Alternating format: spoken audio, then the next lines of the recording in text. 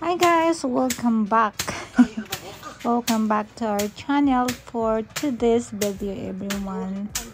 We're getting ready. Getting ready for the summer.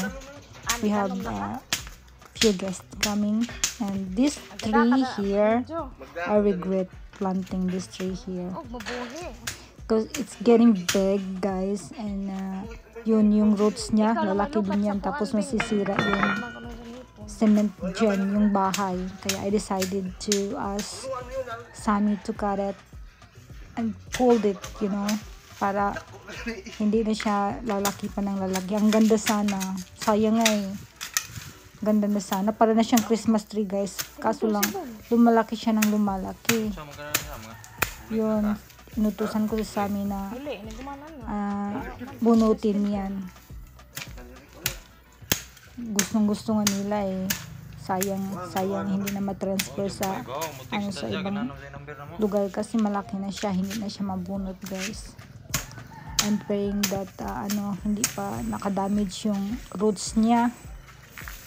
But yeah, we have a lot of things to do here in the house, guys, and we're painting kasi last time nagpaint kami sa sa mga doors lang, sa sa family villa and the kids villa, because of time we was there, and Anthony is so sensitive about the smell. Para siyang hinihika, guys, pag makaamoy siya ng matatapang na amoy, especially yung pang paint na yun. Kaya ngayon lang namin ito na repaint yung door sa master villa. Yeah, so everything's getting ready for the summer, and a lot of things going on, guys. We didn't make a video for a few months because we're so busy. It's not the same in the Philippines. Kasi doon, ang trabaho namin, paggawa lang ng video here is different. Have kids, going to school, have work. Yeah, sometimes, punta ako sa mga kaibigan ko. Minsan, like twice a month. Then it's getting hot in the Philippines. Kasi magano na, guys. Magsimana Santa na ba siya?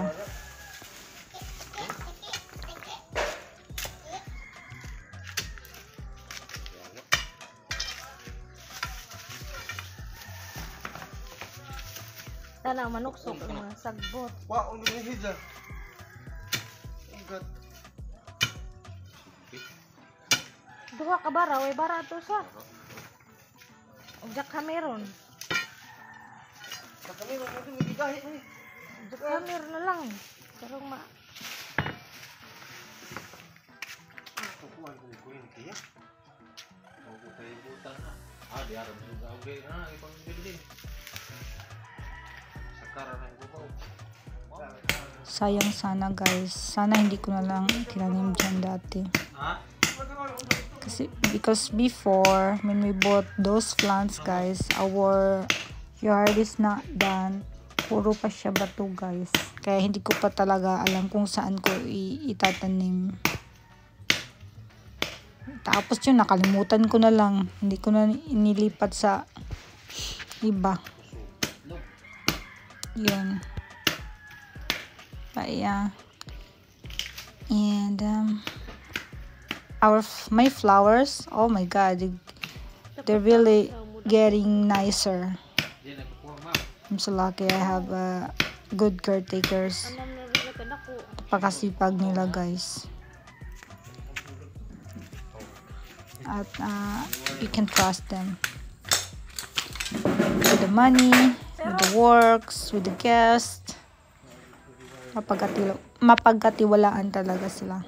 I'm so lucky to have them. We're very lucky. So yan, counting months. Everyone is very excited to go back to the Philippines. And next year, maganda na si Carla, guys. Graduate na ng high school si Carla.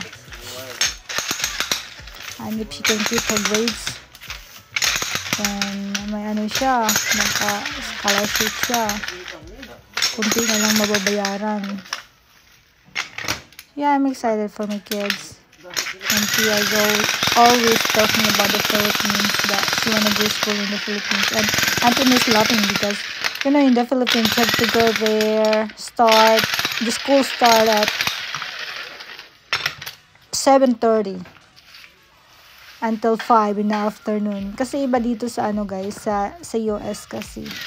Public school, they have to be there at the bus stop. Hihintay ng bus at 7. No, hindi pala 7, 6:55. 6:55 and then nandito na sila sa bahay. Matatapos talaga yung school at 2. Tapos nandito sila sa bahay. Si Tia, 3:30. Kasi, naghihintay si Tia sa bus. Pero pag sinusundo namin yun guys, at 2 pwede nang kunin si Tia doon sa school. 2:00. Tapos na yung, yung school. Finally guys, makukuha na yung mga ugat-ugat yan. Mga gamot-gamot ba? Gamot-gamot ko no. Ugat yan sa sa Tagalog. Nakatawa, ugat sa Tagalog. Tapos sa Bisaya, gamot. Ay. Yan, finally. So yan guys, everything is getting old. I mean, nag-push out na good ang pintal guys. Kaya ano naman ngayon, yung pinturahan, yung bench na yan at saka master vela. So I just want to show you guys our house.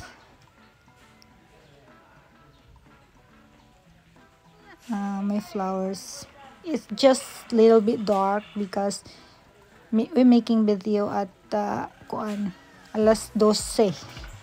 So hot. Kaya ganito yung camera guys, but as you can see, ang bulaklak namin, ang bumbil, bougainvillea, so nice. It is really looks so nice. Ito talaga siya guys, yung pink na yan. Parang wala na siyang dahon. Puro na lang bulaklak. Parang wala na siyang dahon. Yan, our bamboo getting big. And guys, and the grass look like brown because Christian just cut the grass. Kaya yun look brown siya. Pero after like 4 days, magi-green na naman yan guys. Kasi tutubo na naman siya ulit. Yan.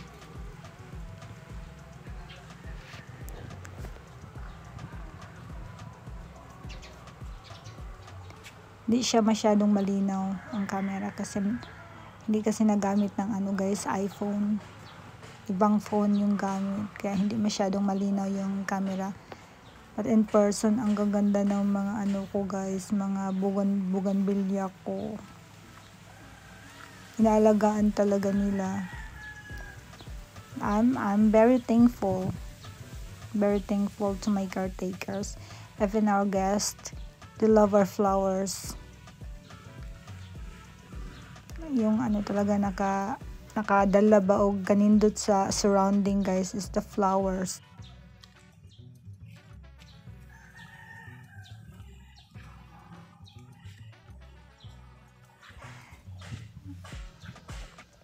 I will make a better video soon. Yung talaga, yung gamit na iPhone. Para makikita niyo kung gaano kaganda yung mga bulaklak namin. Char. Char. Nandyan pa yung mga upuan na yan kasi pininturahan pa nila guys. It's just painted. Binilad ng araw. And then when we get back, the next project, char. Yung susunod ang ano na naman guys, ang bamboo na naman namin na fence. Yun naman yung susunod na baguhin. Anthony told me maybe we just have to make a new fence, not the bamboo anymore, but that bamboo is really not my decision. It's Anthony, and I don't like it because I don't want to keep painting it, you know. Ang dami kasing ano sa bamboo guys. Yun, nagsisi siya, pero look good though. Maganda kasi tingnan yung bamboo. Parang nasa ano ka, nasa bakasyon. Totoo nga din naman guys. But, ang bamboo kasi, magastos siya guys. Dapat i-maintain mo talaga. Mag-ano ka pa, para hindi, dili na siya bukbukon. Kasi nga na, termites, bukbuk, bawon sa English ng bukbuk. So, muna siya guys, our baliti tree, ficus tree, dako na good siya. Time goes by so fast. Everything got big, even the trees. But we have a lot of trees fell because of Typhoon Odette. Thanks God our house not. But yeah guys, dami naming kahoy na natumba because of Typhoon Odette. Puti na lang yung mga bahay namin hindi. And even all of my flowers, oh my God. That time I was so heartbroken because we did a lot of, you know, shopping for the flowers. Mani agkahago pagtanom. But then, nawala na siya tungod sa bagyo. But we're very lucky kasi buwak ray nawa. But some people, bashing me because I was so sad, upset, because of what happened to my flowers and the fence.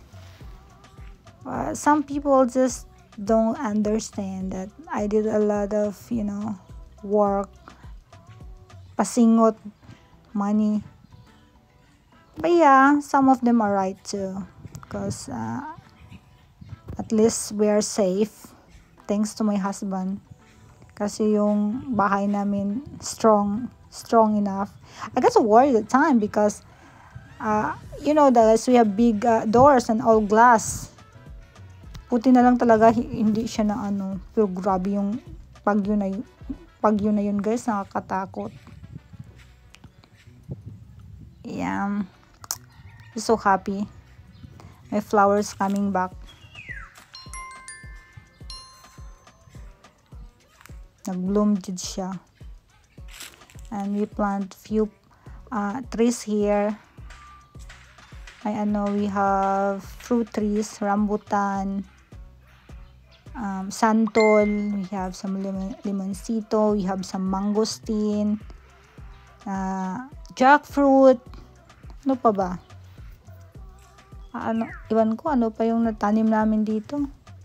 Basta marami kaming tanim dyan sa likod guys. Dyan. And even my chicken house still there. May kubo still there. So look brown because Christian just cut the grass. So that's it, everyone.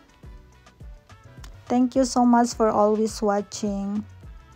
And here's some photos of my flowers.